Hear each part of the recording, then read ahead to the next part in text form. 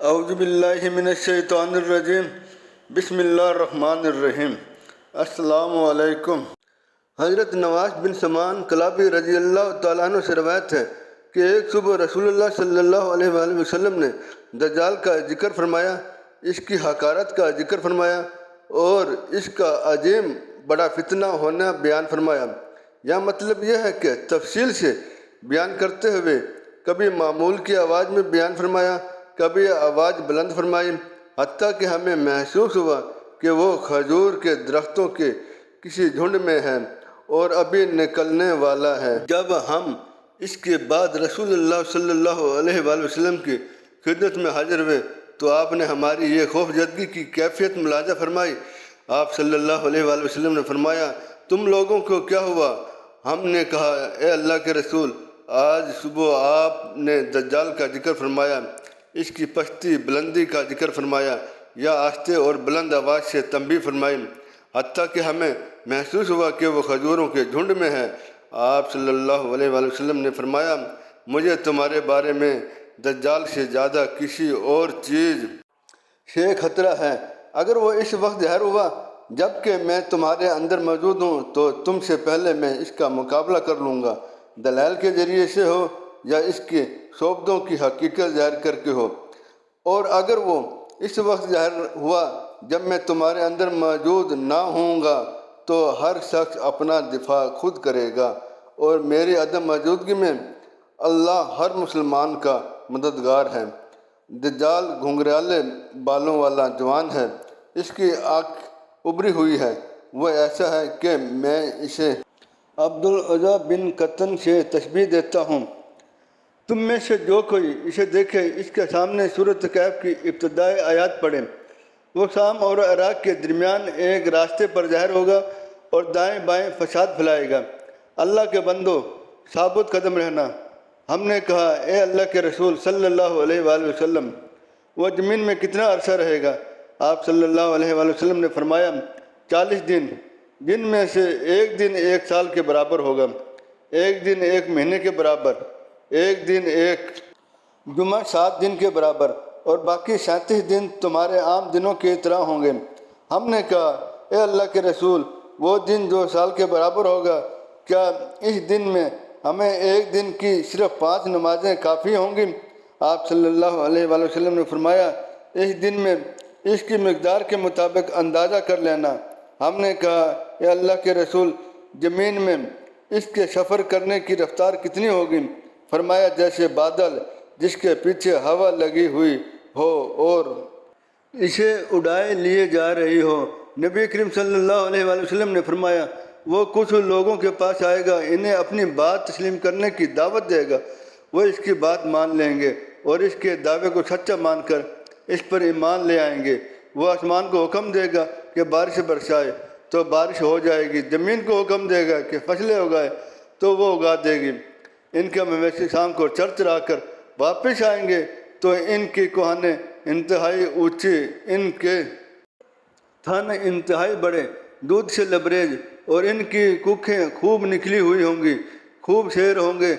پھر وہ کچھ اور لوگوں کے پاس جائے گا، انہیں اپنے دعوے پر ایمان لانے کی دعوت دے گا، وہ اس کی بات ٹھکرا دیں گے۔ وہ ان کے پاس سے چلا جائے گا، صبح ہوگی تو وہ لوگ قحط کا شکار ہو جائیں گے، ان کے پاس مال جانور وغیرہ کچھ نہیں رہے گا۔ پھر وہ ایک کھنڈر پر سے گزرے گا تو اسے کہے گا، اپنے خزانے نکال دے۔ فوراً زمین میں سے مدفون وہ خزانے شہد کی مکھیوں کی طرح اس کے پیچھے چل پڑیں گے۔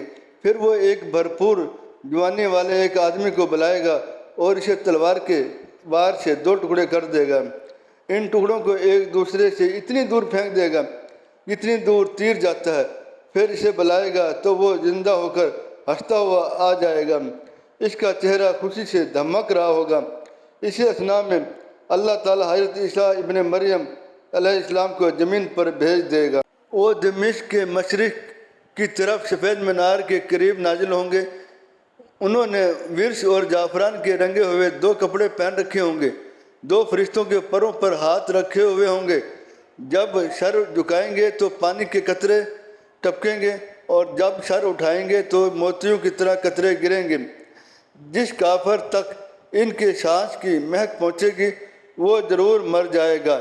ان کے سانس کی مہک وہاں تک پہنچے گی جہاں تک ان کی نظریں پہنچیں گی، پھر وہ دجال کے تعاقب میں روانہ ہوں گے حتیٰ کہ اسے لد شہر کے دروازے پر جا لیں گے اور قتل کر دیں گے۔ پھر اللہ کے نبی عیسیٰ علیہ السلام ان لوگوں کے پاس آئیں گے جنہیں اللہ نے دجال کے فتنے میں مبتلا ہو کر گمراہ ہونے سے بچا لیا ہوگا۔ ان کے چہروں سے غبار صاف کریں گے اور انہیں جنت میں ان کے درجات سے آگاہ کریں گے۔ اس اسنا میں اللہ تعالیٰ حضرت عیسیٰ پر وحی نازل فرمائے گا۔